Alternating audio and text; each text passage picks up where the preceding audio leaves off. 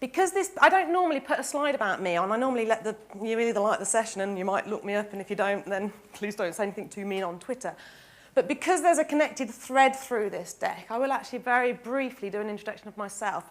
This session is labelled Business Requirements to Technical Scope.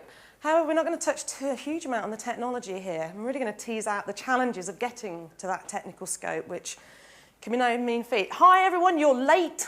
Sorry. Waving and smiling is not an excuse. There are some seats at the front here, guys, if you can, and there's a couple over to your right as well. Hi, there's a couple of seats over to the left if you're looking for a slot. I'm afraid it's in the front row mostly now. Otherwise, if you can find the one with the pink scarf, that's my chair. I'm not going to be sitting in it for the next hour, so I might feel like it, but I can't. And excuse me when I have a runny nose, just to be very attractive throughout my session. Okay, very briefly about me. I hate normally doing a me slide, but it's a little bit of a context as to the session I'm doing and how I'm going to present it, probably more than anything. I've clocked up 20 years now, but always it's been in how people use the technology, so it's what it does for you. Please do come in. There are a couple of seats left. There's two over on the left. There's one right down on the front. You can hug the beam.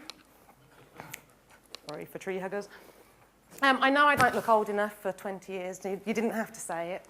Anyway, I actually started out as a professional horse rider and trainer. Horses are quite expensive animals to get. Yeah, I had ambitions of competing in the Olympics. Local, they're quite close to home, and no, I won't be competing in this year's Olympics, sad to say. However, I ran out of money quite quickly. That happens. And being brutally honest, I looked for a career that could make me as much money for what I felt would be the least amount of effort to let me carry on with my horses. There was no grand 5-year plan here. I was not, your careers advisor specialist. Ironically, I had actually grown up with computers. I was a nutty professor for a father, so I'd played with VIC-20s. Anyone here have a VIC-20? There's got to be a few, because there's so many of the similar age group. Yeah, it's Commodore 64, and then an Atari 512, yeah. Then my dad increased the RAM on it. I think we got up to 64K. Anyway, I became a trainee accountant because I was kind of good with numbers, and I figured that would be quite an easy job to get. I apologise to anyone who's a proper accountant and has actually done all the studying that I was too lazy to do. Because I was a trainee, I had to do all the paperwork, and we just got PCs into the rooms, but the mainframe still did the guts of it. And so the accountants had got these spreadsheets in Lotus 123, but they were mostly manual. It was like rekey. How many times could you rekey the same information to produce a management report? So I automated it with a macro. I knew enough about macros. I played around with them on my dad's computer. I automated, and I really did run a solitaire tournament because I automated all the other trainees' jobs as well. We had, every Friday was a solitaire competition. Microsoft, biggest productivity drain, shipping solitaire on Windows 3.0, I think, was the big issue. But anyway, my manager had better ideas. He goes, well, if you can automate that, what else can you automate? And I started to take on different business problems. So one of them was managing complaints. There was a department that said we needed something to manage our complaints process. We've got all this paperwork, so I was like, there's this great technology called Lotus Notes. I've read all about it. Let's go buy it. And then they found out how much it was going to cost. And they went, on your bike. We're not spending that kind of money. So I created it in Amy Pro, embarrassingly. If anyone that remembers Lotus Amy Pro from a long, long time ago. But anyway, my role actually started very much from the business side and got increasingly technical as the technology began to catch up with what we wanted it to do. And then ironically now, it's almost going back the other way again as I have more and more strategic conversations. I should mention, along the way, I hated Microsoft with quite a passion. I was a Lotus NetWare person. Then I ended up working at Microsoft. They did quite a good conversion job there, and I actually picked up SharePoint along the way. So SharePoint has been a big part for the last 12 years, but certainly these days I spend more and more time talking about the reasons for using it and the solutions as a whole. So enough with me. Business requirements to technical scopes. Please don't take offence, anyone here, but this is the challenge I feel can happen. We've got this is a very fat dog. I can't remember where I got this picture from. I mean, quite frankly, legs are too short to ever do greyhound racing. But the thing is, that's the business requirement. You want to run a race, and you've got a hamster wheel. That's your technical scope. It's going to take a hell of a lot more than a hamster wheel to get from that to, I couldn't run a marathon. I couldn't run, quite frankly, 200 yards. Buying me a running machine alone is not going to do it. Any solution's a bit more complicated than that. And that's really the positioning for today is what are we talking about when we talk about scope? Getting from that vision And we tend to think that that's the difficult piece. We've made a decision. We know what we want. Now go do. Go do, IT and project management people. It's never that simple. This is the other challenge I find for a lot of SharePoint projects. This actually was a quote from a recent article at Redmond Mag. It's apparently we've got it. We've got the license for it, so we'll implement it. It's not the strongest starting point of a business case, in all honesty. But anybody say they would come from this background that your business has got the licenses and you're going to deploy it one way or another, so we've got to find out a reason for? Not many. Oh, interesting. I've got my business cards because too many of my clients come from this background. But either way, there's this business requirement. We want to increase knowledge sharing, we want to retain talent, we're going to treat information as a strategic asset. And then there's the technical scope to actually do all that stuff. It's like, well, how do you square the circle? Because you can't just run a CD-ROM and install a few servers and, hey, we're done. Job done, tick the box, crack open the champagne. And on top of that, when it comes to talking about SharePoint type of solutions, it's not even one technical scope. It's often several. There's the platform of SharePoint, this base layer of capability, of features, of services that we can share across multiple different solutions. So what's the scope for the platform? And what are we trying to achieve there? To the solutions. And it's not even one platform. It's usually at least three. The platform to serve the organisation's needs, platform to serve a team or solution, department's needs, the individual need, the my site, the profiles, the individual role in SharePoint. That's a different scope for each one of those three. And it's often more than three. The solutions, it's like, well, once you get started with SharePoint, coming up with solutions, they grow and grow and grow and grow. As people start to use SharePoint, they'll find new solutions to build on top of it. We want to pull these people together and we want to start putting some kind of dashboard. We're going to do a balanced scorecard. Well, there's a whole scope around that. There's a lot of data that goes into a scorecard. That's a very different world to a knowledge management solution where you want to try and pull the right people in, try and get people talking, conversing. How do we go about doing that? These are all different technical scopes, but the challenge can be they often start from one set of business requirements, that overarching goal, to then deploy SharePoint. Start with the platform, and I'm actually going to touch on the platform quite briefly. We have this base, SharePoint as a platform for information worker solutions. It usually does fall into these three buckets: the individual, the team, the group, be it division, and then the organisation-wide. These words, if you've worked with SharePoint in any shape or form, really over the last 2 or 3 versions, are all familiar now. That portal deployment, the sites, the profiles. If you really want to get granular in your scope, well, then is it an intranet, is it an extranet? Is there a difference between the two? Profiles, it's like, well, what are we providing for the personal? Are we going to have personal sites, or are we going to switch them off? Are we going to prevent people from having individual sites? That's all part of your scope. And then in the sites, well, it can go from right in the middle, it's nice and simple, teams, every team will have a team site, through to projects, which is usually a smaller set of people, through to applications, starting to blur the boundaries between what is organisation-wide, what is team-wide, who's going to use this solution. You could argue that these are all different scopes, part of the platform. There's also obviously SharePoint for web. Is anyone here using SharePoint for a public-facing website? Anyone? Got a 2 or 3? Okay, I'm not, I confess, a huge fan of SharePoint for public-facing websites. It's a huge, complex beast for quite a single purpose. It's got its benefits. I'm not going to touch on SharePoint for that because I think that scope is very, very different to the rest. So we'll take that one back off the agenda. More than happy to have a conversation about it in the break. But however many different scopes you come up with, they usually fall into 4 buckets. Back to that idea of the organisation, team projects, profiles, and what I would bucket as specialist apps, everything else. And the reason for those is these 3 are quite predictable. Often as part of a project, we'll see, well, we're going to deploy team sites. We're going to give that ability for every team in the organisation to have their own team site, to coordinate their activities. Sounds like a sensible goal. That will be quite a standardised approach. There'll probably be a limited set of templates, a limited set of capabilities you expect the different teams to use. So it's quite a predictable nature.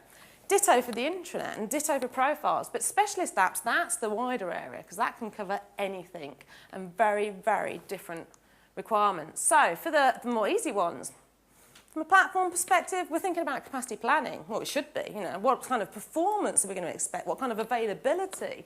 What kind of storage requirements have we got this huge gumph of file servers we're going to move over, and somebody's given us, 500 gigabytes. It's not going to be enough. These are quite basic, simple, easy questions to answer. From an architecture and design standpoint, we tend to think about, well, what's the sitemap going to be? How's the journey going to go from intranet down to the individual? What shared services are we thinking about? Are we thinking about this one index? Search and indexing, a big issue. Certainly for organisations, if we take our Fizz Oil example, multiple brands acquired, probably all doing their own indexing, their own search, their own solutions. You don't need multiple indexes typically. So how are we going to consolidate those? These are all platform level conversations. And then what level of standards are going to come in? Are we going to have an overarching information architecture? We've got a session coming up on that tomorrow. Is there going to be a base level of schema that we expect everyone to subscribe to? You can build that into your platform. But whilst I could warble on about these for an entire hour, quite frankly, these are actually the easier decisions to make.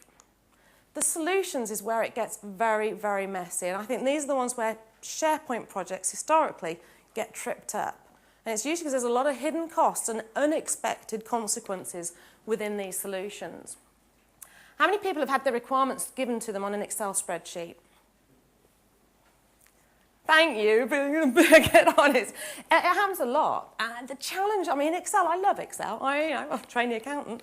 There's a lot of things you can do in an Excel spreadsheet. I can plan pretty much my entire life through Excel. The challenge can be with the SharePoint projects. It's like, well, how hard can it be? I've knocked up my requirements on a single worksheet. It's not a very long list. It's that assumption that it was so quick to articulate. Why are you making a big deal? Why is this project sounding so difficult? What's the problem? This is the problem, the cucumber versus the brain. Out of these two, which is the most complex? We think the brain, don't we? Intuitively, you'd like to, I'd rather have, this conversation could go wrong, but I would rather have a brain in my skull than a cucumber. I'm fairly confident of that. But we can't actually define what makes that brain more complex. There isn't actually a framework for defining complexity. One of the ones you'll see from a lot of management consultants is it's the number of moving parts. The more moving parts you've got, well then, of course, that's the more complex the solution. That's complicated. Complicated, very, very different to complex. The MRI machine that took the scan, that's got more moving parts than the other two. I'd still rather have the brain. You can scan it, but I want my brain back. It's kind of, I can only walk because I've got a brain. When all said and done, animals that have motion have brains. Plants that don't have motion we don't think. We don't understand, but they don't have the brain that we know about.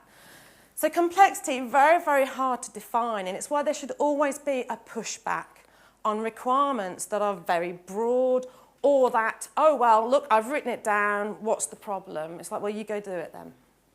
I can be quite hard pushing back on the business sometimes, because it's very easy to tell somebody else it's easy for them to do the thing you're not going to do, but you want the outcome. So really push back on those difficult requirements. You've got to love 2x2 boxes. They're so easy to articulate a multitude of sins. But this is one I've tried using to position specifically SharePoint projects, and I'll try and move around, because apologies, I know you're right on the side on that side. This is out of a book, Strategy Safari, but you can get all sorts of different frameworks. But I quite like this one, because it's very, very simple. But if you're going to have a strategy or a set of business requirements, you're looking to hopefully either move position or move perspective. You're a brave soul if you try to do both. But the bigger issue is it's a lot easier to move position than move perspective. And most SharePoint projects try to move perspective first and then second position later. The example in the book, and I'm going to steal it because it's a great starting point to frame this, is McDonald's. McDonald's, they make burgers. You go and buy your burger from the desk. That's their current position. That's old position, old perspective. You walk in or drive through McDonald's, you buy your burger, you get handed your wrapper, you go off and eat it. To move position, well, they've got all this real estate in all these towns all over the world. Let's increase the opening times. Let's do egg McMuffins. Let's have breakfast McDonald's. You're going to have 3 meals a day at McDonald's. In fact, there was that guy, Morgan, whatever his name, he ate nothing but McDonald's for months, nearly killed his liver, I think. That's just moving position. That's moving to a new position. So it's a new product, but it's still the same mechanism. You still drive in or you walk in, you buy your product, you go away and eat it. To move perspective, as with the old position, would be keep the burgers, but now we'll do, at your seat dining, we'll come and take your order and then bring the burger back to you. We'll put service into the equation. There's a lot of cost involved there. That's a fundamentally different model for McDonald's. Is it going to work? Is it going to be profitable? And to move to a complete new position, new perspective, would be to try and get a Michelin star in the process and change the product. Yeah, you can laugh. I would laugh too. Can you imagine McDonald's with a Michelin star? That would be freaky. So let's put this into a SharePoint context, which I hope most of you would relate to. If we think old position, old perspective, we are still attached, almost umbilical-like, to folders. We love our folder hierarchies. Long live the hierarchy. I can create another folder. I can put stuff in it. 6 months' time, I'll redesign my folder structure to make it so much more simple, and then it'll all get complicated again. We love folders and we love file shares, and actually, it's because they work pretty well. I mean, who's got folders in their inbox as well, where they organise all their email messages? Are you all using Outlook for that? Yeah, I gave up Outlook 5 years ago, so I had to wean myself off it. But this is it. We like to organise in these hierarchies. But who's had this as their requirement for SharePoint? We're going social. We're going to have wikis. We're going to have blogs. We're going to share. It's going to be real time. It's going to be fantastic. We've seen it. It works for Wikipedia. How could it not work for us? Well, this is the double whammy. We're moving away from our nice, cosy world of documents and folders and file shares into its new product, new perspective, new everything. So this is actually, while it's so easy to say as a requirement, it's hard, really hard to suddenly tell everyone in your organisation, stop with the office, will you? Just to stop, stop the report, go and open a web browser and we will share. We'll just click edit the page, we'll share and we'll post it. So, and that's why an awful lot fail, because there's really not that understanding that it's a big shift. It's a simple technology to implement. Actually, it's pretty easy on SharePoint, but it's a big shift to the business. So, instead, this is what tends to happen a lot as well. We have team sites, and we start to say, we're going to move away from file shares, and we're going to go to sites in the browser. How many people are in folders in SharePoint document libraries? So what's just happened? We've tried to change perspective, but actually we've failed. We've taken the old one with us. Because it is, to a degree, folders in a browser are a crazy concept. It's not really the most intuitive way to navigate. But whereas we had this great idea, we're going to tag everything, everything's going to be tagged, everything's going to be discoverable, search is going to be, whoa, it's going to be so much better. If you leave users to their own devices, they will be back in folders in no time. And yeah, you can switch them off and they'll figure out how to get into the library settings and switch them back on again, unless you all but nuke it out of the face. And the reason for that is, again, we're trying to change perspective. And that's actually harder to do than changing the position. And that's perhaps why InfoPath, I find, is one of the most successful deployment projects on SharePoint. Because we're still in the same mindset of files, which is what people feel comfortable about. But we've changed the position. It's not a Word document anymore. We've fired up a browser, filled out a form, clicked submit, a workflow suddenly sent an email to somebody. And I'm thinking, crap, that was great. I didn't have to do half the work I used to have to do in email. So it works because the perspective is actually still the same. If we write workflow, the chances are we're going to email somebody in the process. We're not changing a huge amount here, but we've changed from a document now to a form. So we've moved position, but the perspective actually is quite a gentle shift. It's like, certainly, if you're getting users into SharePoint, this will often have far more success than this in your project. So the resources for solutions. Well, of course, there's technology, and you need that base platform. While I've spent very little time on the platform today, it's not to be ignored either. You need a robust platform, but at session 3 in this journey, it's way too soon to be getting that technical. It will, to a degree, determine what features you've got. And that's important too. There's a constraint coming in. We've deployed SharePoint. There is a feature set to SharePoint. We could argue there are other platforms, whether it's IBM, whether it's Oracle's collaboration suite. They are all targeting very, very similar markets. They may have subtle differences in features. You've made a conscious choice. So by default, you've now put a constraint in. So you have to be aware of that. Thank you. But equally important is the stuff that's going in there, the information. How are we going to manage it? What classification are we putting in place? What perspective are we changing here? Also very important here is how we interact with that information. That's where design starts to come in, and it's often a poorly thought out aspect from the early stages of the project. But then possibly the biggie is people. When we talk about SharePoint, we're talking about a technology that is ultimately driven by the people that use it. So if we don't think about how we're going to train them, what training needs are they going to have, but equally, what's the culture of the organisation like? And what's the culture of your own organisation like? You need to really look long and hard in a mirror here. If you're the kind of company that's very risk-taking, very innovative, very sort of let's just give it a try and we'll, we embrace failure. That's a very different culture to a conservative one, or one that's been bitten badly. I've got a client at the moment. Compliance is at the top of their agenda because their chief exec got hauled into court because of it, and the police were taken on site because of it. It's at the top of their mind. So you can talk social, you can talk woo and wah. They don't care right now. They care about the financial consequences of not being compliant in a very sensitive case that's been in the press. So that's important. And then there's these different solutions. I've just splattered a few up here, but actually we've got different dedicated sessions touching on most of these coming up over the next 2 days. Each got their own scope, their own feature usage, their own requirements. A business scorecard, very, very different to knowledge sharing. Records management, completely different to doing news updates. You cannot just mush them all together and come up with a simple scope that's going to meet all their needs well. So back to squaring that circle.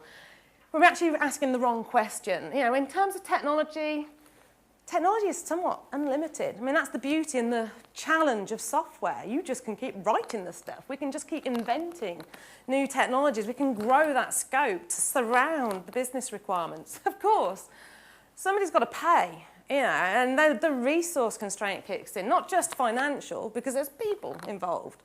We touched on in the earlier session, what roles are required. More than a bunch of geeks to install servers if you want the solution to work. So how do we square this circle? This is the bigger challenge. There are a number of dependencies that will control both the initial SharePoint project and its success over its lifetime. So we'll touch on some of the dependencies.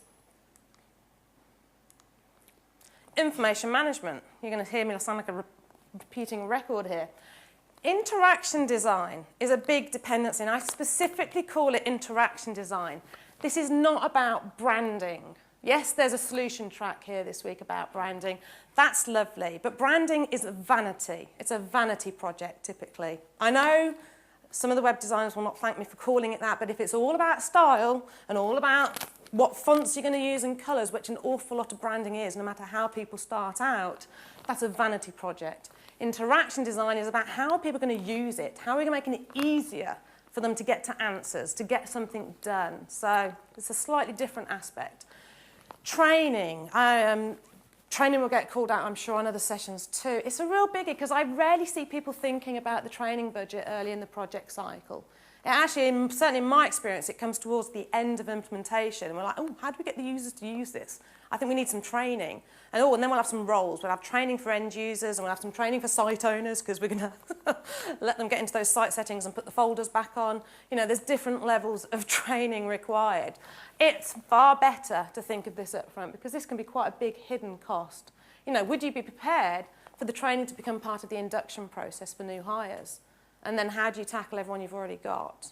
And again, if you're the kind of organisation that's got lots and lots of different silos, different training solutions are going to work for different people's needs, different cultures, how open are they to training. So that's no small one. Support, somewhat akin with training. It has to be said, the less time you spend on training, for sure, your support bill will go up. Because if people get stuck, they're going to be on the help desk. So what level of support, not just technically, but end user support is part of this process. Again, we're talking about people working with information. The technology, to by and by, is just an enabler. Then there's some big elephants in the room as well. Content migration. We touched on this in Paul's session. What if you've got existing systems, and is there a requirement to include that in the project? Are you coming off of a Documentum solution? Or are you going to make the two coexist? Are you going to have multiple different systems? Or are we migrating a whole bunch into one? Or are we just going to point an indexer at them and hope that the results come out somewhat useful? Content migration in itself can be a huge, huge project. Process redesign. This is getting to that, are you trying to change perspective? There's a position, if you're going to a forms process, that's a relatively easy thing, but are you really redesigning fundamentally how people work? Because if you are, how are you going to tackle that? And culture. Back to culture too. It's a real. I can sound like a boring person, but it's so, so important.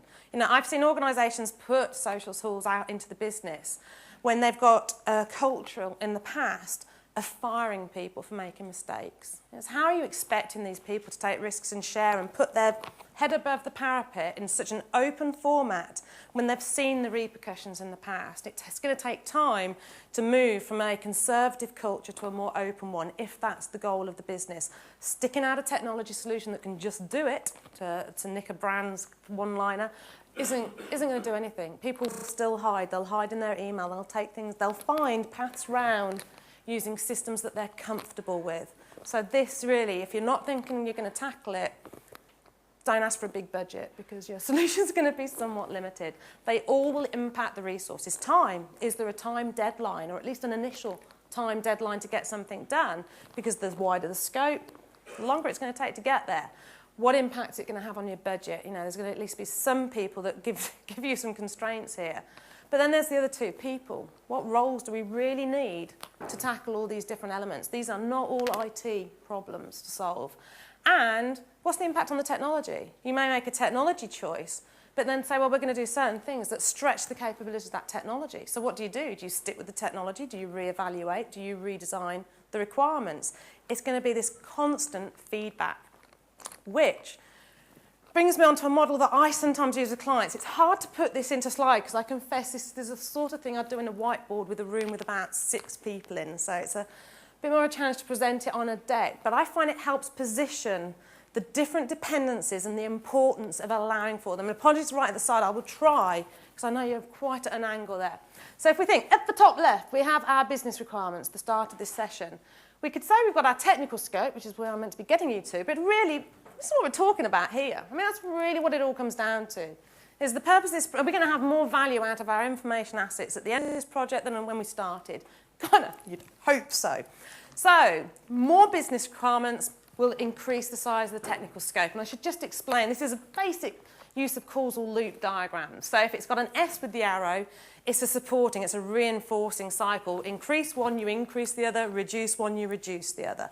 And opposing, if you see an O, it's the opposite. Increase one, reduces the other. So it's just, it balances rather than they go up together. So business requirements, this is easy. You know, more and more business requirements, your technical scope will creep and creep and creep and creep. And that's why it's so important that these two are not, it's not, here's the business requirements, now go to technical scope. There's a bit more dialogue required in that process. But in reality, this is the bigger challenge. What effort's being placed on the users? Because somebody's still, we're not, unless you're going to a fully automated system with all robots, computers, no human, no organic material or matter required, that's not good for any of us in this room, regardless of your role, quite honestly. So unlikely. There's people involved, which means there's effort placed on the person. And it's the same deal. You know, the more business requirements, you're putting an effort on somebody to do something, to get to that information. And there's the rub. The more effort you put onto the user, the lower the value of the information. Why?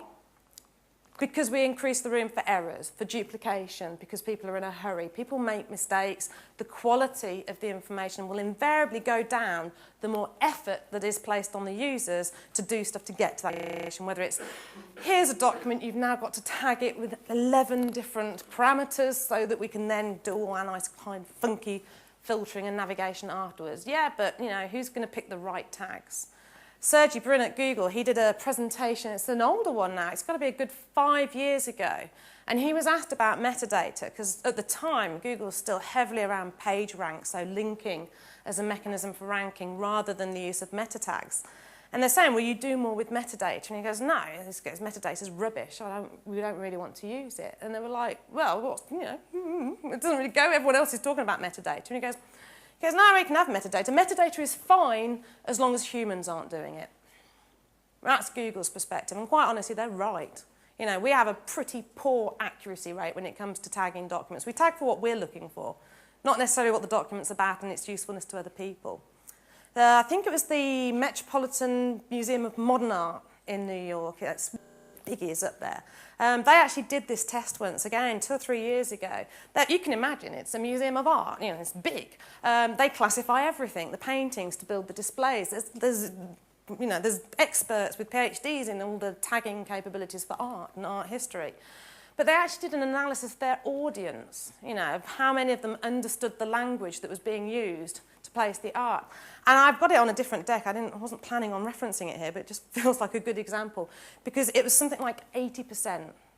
80% of the terms used by the experts had no relevance to the audience whatsoever. So lovely, you look great, experts. You can describe art in words I've never heard of and would need to look up in a dictionary to understand what they mean. But what's important here? It's a museum for people to enjoy art, use the language of the audience. So, metadata gets a rubbish rub. However, it still sneaks in onto the dependencies because it's not going to go away. The challenge we've got is whilst the user effort negates the information value, actually, this is why with Sergi Brin's comment, metadata itself is good if you get it right. The process of having metadata will increase the value of the information. The challenge is the more you have, the more effort you put on the user, the more effort on the user, the lower the information value. This is a constant balancing circle, and it's a balance you don't want, because the more you try to increase the information value, you bring it straight back down again by having effort on the user. So the benefit of a good technical scope is actually the information management will increase the technical scope. And that's a good thing because the technical scope will reduce the user effort because it should hopefully take over some of the automation. If you talk to a lot of Microsoft's partners, you'll see loads of different solutions around auto-classification, auto-tagging, ways of taking away that user effort. That's generally a good thing because it balances down, reduce the effort, increase the information value. Happy days. But it's a two-way thing. This is a bit, whereas you think we've got a balancing loop here, information management to technical scope, they can be either a vicious or a virtuous circle. The more technology capabilities, the bigger the information management requirements tend to be. People get grand ideas. Imagine if you had SharePoint 2007, your ability to do metadata in SharePoint was somewhat restricted. So most IT people would be trying to constrain the information management crew from coming up with a complex classification scheme because it would be very, very hard to implement, nigh impossible to implement without a lot of add-ons to SharePoint. Lo and behold, fast forward to SharePoint 2010 and we now have the managed metadata service. So what's happening? Now in our IT architectures, we've got our classification schemes. The very ones that we said couldn't be done in the previous version now work their way into the requirements. So you have to be careful here because they can grow each other and just keep growing. We can do more, we can do more. But there's only so much that we can automate. There's still a user involved, and that's not to be forgotten. Because, of course, the more user effort, the more effort they're going to put on support. They're going to go wrong. They're going to get stuck. They're going to go, help me with this stuff. I don't know what I'm doing. Training can negate that. Training can help reduce the support costs. So this is a balancing loop. But you can see how complex this starts to build up as a model. And then there's the good old elephant in the room. I certainly feel it at the moment for one of my clients, and that's compliance, because it can be somewhat dictatorial in its requirements. You might have an information management team that's quite progressive, quite into more folksonomies. Let's just let people do some tagging. Let's tease out some keywords that work for the audience and then put some structure around. Nice, gentle approach. Compliance may have none of that. It's like we need retention schemes. We need to prove who finished off this document. We need to prove its life cycle. There's legal requirements. This pushes it up, pushes up the scope, pushes up the user effort. We try and balance it out. And you can start to see all these dependencies come and put weight on the success of the project. Now, I don't want you to all run from the room and just go, how do we do all this stuff? But it's really to tease out that you can't just throw in a technology and hope that the magic's going to somehow happen, that there's just going to be this wonderful moment where it all just gets easy. Any solution involving people is going to get messy. It always does. We're kind of chaotic, random, messy human beings. Well, I'm quite messy. So let's use Fizz. We have our Fizz Energy case study. Sorry, no champers on the table yet. I do feel like we should have had cards to stamp attendance before handing any out. Personally, that would have been my system. But anyway, to use them as an example, just to try and frame this and hopefully give some gel. Business requirements. If we looked at Fizz, what would they be saying? Well, let's manage information as a strategic asset. That's a good goal. Knowledge sharing throughout the organisation. Good, it's kind of quite a vague goal there. What exactly does that mean in terms of a solution? Timely access to information from any location, that just sounds expensive for a highly distributed organisation that's very mobile. Compliance, integrated into all processes, followed by retained key talent. I smile whenever I see these two quite close together because I don't know about anybody else, and I apologise if there are people that love compliance. Thank God. Because it sounds like you're like me. I find it sucks the life out of companies, quite frankly. It's not to dismiss its importance. There are times when it absolutely, and quite frankly, some places could do with more of it. But try and retain key talent when you expect them to go through form after form after form after form after form. Your real talent will go pling straight off to the company that doesn't bother and that's more fun to work at. So, you know, these two are somewhat conflicting requirements. Which one's more important to the end goal? It's not a question I'm planning on answering today, but it is something to always bear in mind. Again, these things are easy to say. How do they translate? This is important though, improved exploration assessment. I like this goal because this is actually quite specific for an organisation. They're an oil company or an energies company. Finding energy and finding oil is probably going to be quite important to their ongoing survival. So improving that process, yeah, okay, we can work with that. So what would the technical scope be? At a very simple level, they've made a technology choice. It's going to be SharePoint. It's either because they want SharePoint, they've done an evaluation and SharePoint's the best answer, or they've already got the licenses, so SharePoint's what they're getting. I don't really care. The fact is that's the technology choice. I particularly don't care when I'm presenting at a SharePoint conference, because I don't know about how you'd feel about it, but I think it'd be slightly weird if I then said, oh, but really, you should think about doing this instead. So let's say it's a given for the benefits of the case study. But one of the questions early on in a technical scope, getting into the technology, is, well, what are the extras likely to be? And that's where those dependencies will start to tease out some potential hidden costs. You know, are we actually going to put in some requirements that SharePoint on its own is not going to be that good at doing? Because think about it soon. There's nothing worse than getting halfway through the implementation and then going back to the budget holder and saying, yes, well, we had it on a spreadsheet. But now we've tried to implement it, we realise SharePoint can't actually do any of that stuff, so we need to buy an add-on. And it's going to cost, well, per server, it's going to cost, you know, you help your own case by teasing this out quite soon.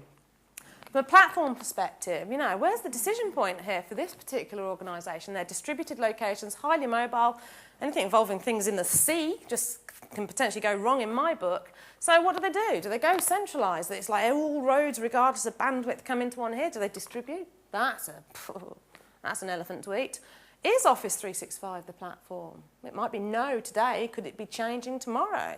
You know, these are the things that you would hope a project would start thinking about. The key bit, though, is what are the initial target solutions? And get quite specific on those solutions.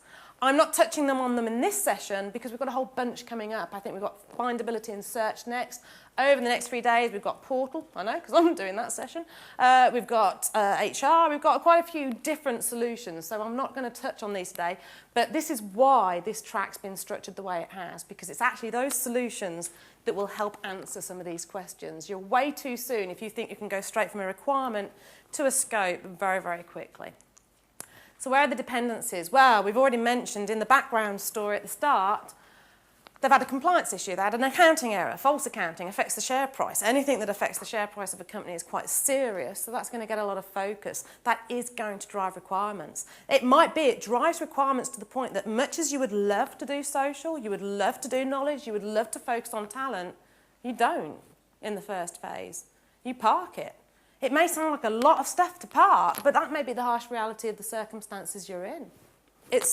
Don't kid yourselves that we can just somehow magically work it all around in the background, because that's not going to work. You know, if compliance is what's got to be achieved, that's the scope.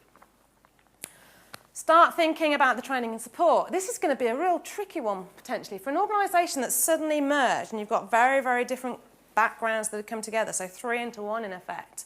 You know, it's like, well, we can put it in the induction process, but the chances are you have 3 very, very different backgrounds of morale, different focuses, different attitudes, so how can you train to get them on board?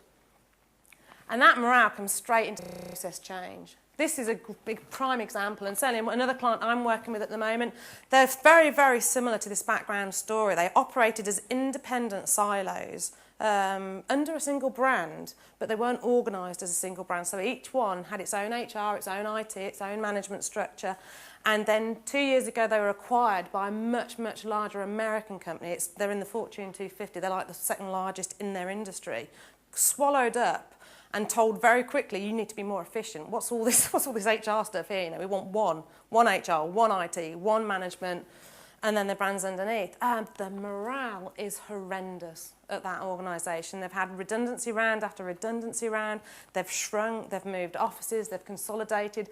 On top of that, they had ageing IT systems. The whole lot are being refreshed pretty much in one go. It's non-stop, the hit to the users. You know, and I hilariously am having to try and get SharePoint to come in gently into this environment of people that do not want to share any knowledge, think they're going to be made sacked the minute they put their information. It's like, don't go near them with anything that's social sounding, because it's, oh, you just want my head, and then you're going to fire me. You know, you'd laugh. I had the head of one department, really important guy, and he just turned around to me and goes, prove to me why we need an intranet. I don't use an intranet. I've managed to survive all these years without an intranet. Don't see why we need one. And I sat with him to understand how he worked, to try and find out where he got his information. And boy, did I find it. They've got the best CRM system in his inbox. He is the most organised Outlook I've ever seen in my life. It's frightening, quite frankly, because it is completely in his inbox, to the point people go to him because he has the knowledge locked up very neatly in every single folder per client. It was quite amazing. I have to say, it was the most organised Outlook I've ever seen, but, you know, and I was like, there's your intranet, it's in your flipping inbox. You know, no wonder you don't need one for everybody else, you information hog. I didn't put it like that because he was the chief exec, but, you know, those TV programmes that you get the things you'd like to say, and then, yeah, it was one of those moments. But, you know, they're very, very similar to this. Any kind of organisation going through that amount of change, it's hard to get SharePoint in. And there's a biggie that I haven't touched too much on, which is the underlying infrastructure. And I think, apologies, guys, I can't remember which of you brought it up, but bandwidth. You know, we can tend to say we're just going to put this stuff out there, or we're going to go cloud. And one of the very early clients I worked with, it was where I was fighting Microsoft, because they were having an Exchange deployment over a 16-kilobyte link that linked two hubs. And it's like, there's no way what Microsoft's proposing is going to go over that skinny little unreliable link. It was between London and Hong Kong. Fought to the death with Microsoft over that. So naturally wasn't working for them at the time. I was, though, 3 months later. And then I had to write the white paper on how to do it, which was painful. So underlying infrastructure, it is actually a big deal. It's not a detail you'd go in this early into the project cycle, but it is something to bear in mind, again, when we get these broad wish lists over the top. So what's the resource constraints for Fizz? Well, budget. I confess I put a question mark here. What's the point of giving you an amount? It's a fictional company, fake amount. But do you know what budget you've got? How many people here are given a definitive number of money that they can spend on a project if you're, you know, involved in the actual project deployment? Whoa, some people are. Is it the same number at the end of the project? You know, it's quite hard, actually. I'll always ask the question of my clients. I go, do you got a budget in mind? Not necessarily for my fees, but just in total. What have you got in mind? Because they often haven't thought it through. And I'm not going to touch on this because I'm going to rain on the parade of the governance session coming up. But it is a bit of a resource constraint, you know, because it's pointless. I see this more, it has to be said, from an information management perspective from the technology. I see an IM team come up with this book of information policies, and then it gets a book that goes on the shelf, because there's no money to actually implement it. So, you know, it's have an honest conversation quite early on. Timeline as well. Are there deadlines that have to be kept to? They're easy to forget at times. The client with the chaos, they've got a huge timeline. In their industry, they have a 5-yearly audit coming up in November. And SharePoint is going to be the system used to help them pass that audit. So we have a deadline. That is certainly giving some focus to their requirements. And yeah, the knowledge sharing's out the window at the moment. Document management's on the agenda. So do you have initial deadlines? You know, do they need to be allowed for?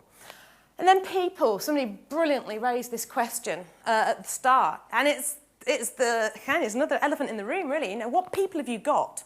What people have you got internally? What roles? And it's cross technology, the ability to organise and structure information, to manage the content.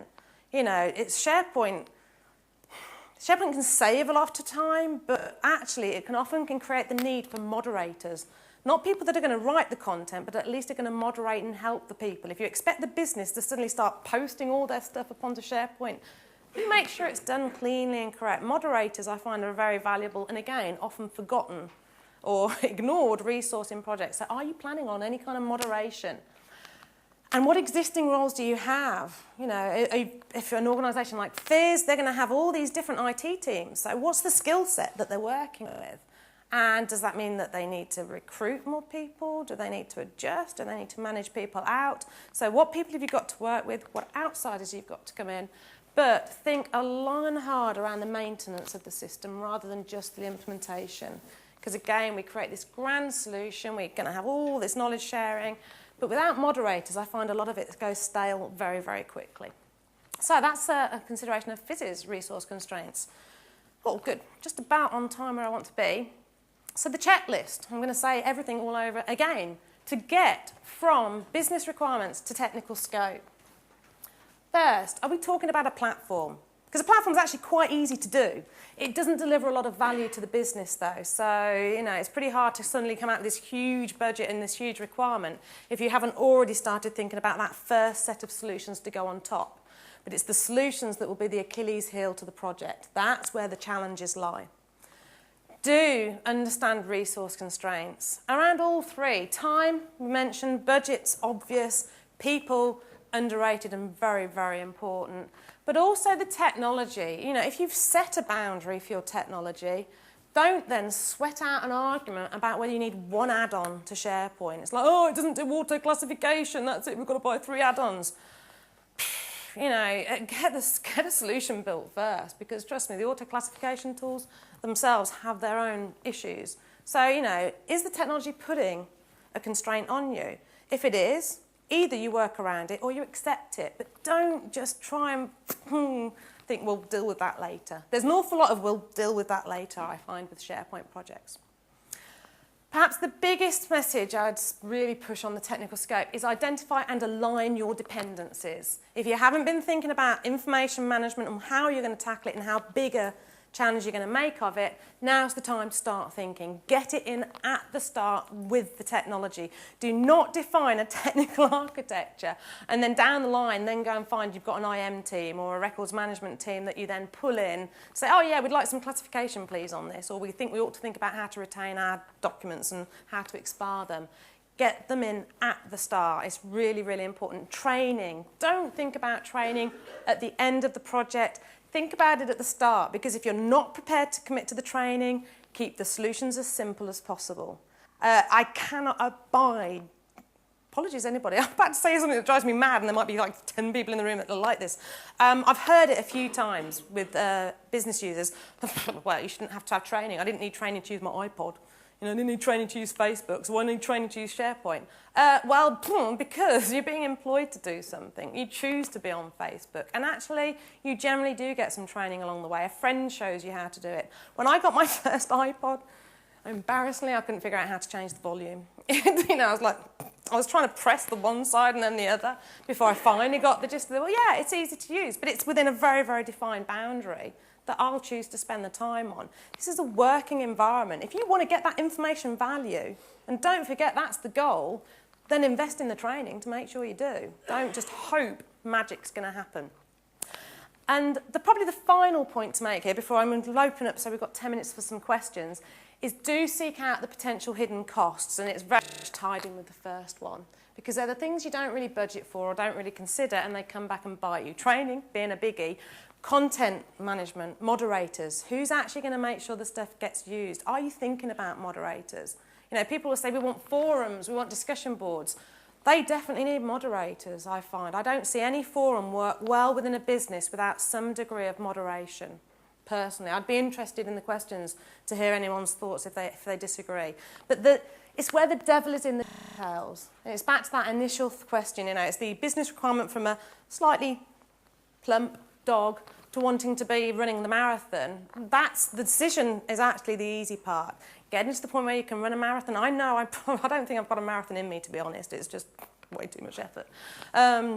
But you can see where I'm going. That it's the training. There's a whole step program if that's where you want to be. Except that technology alone, you can't just throw it at the problem. So I was going to close out with this slide. I don't know if you can read it. I'll scoot out the way. It was a Dilbert mashup from a few years ago. It made I laughed my socks off the first time I read it. So it's like we spent $500,000 on SharePoint and people still aren't collaborating. What do you mean? I collaborated 5 times this week, twice before coming to this meeting. What are the odds that he even understands what collaboration means? Possibly equal to the odds you know what SharePoint means. I'd smile because I think there's an awful lot of truth in this. It was actually done as a mashup, so it was done by a SharePointy person. And there's a truth there. You do not want to get to the end of your project and have people thinking either, I don't really get what the collaboration's all about. And I've heard about SharePoint, but, you know, is SharePoint the intranet? You know, is SharePoint my mobile phone? What is SharePoint? You know, it's not a great endpoint to your project. And that's why, you know, the big question, when do you start planning for governance? My cue in for what will be the next session, and we've got 10 minutes and then a break. So that's why governance, again, not something to be left till after implementation, be thinking about it from the start, because it starts to put the wrapping around these issues. So with that, we should have, nearly 10 minutes left for questions. Anybody got any questions? I just blinded you completely. Does anybody agree or disagree? Sorry, yes, great.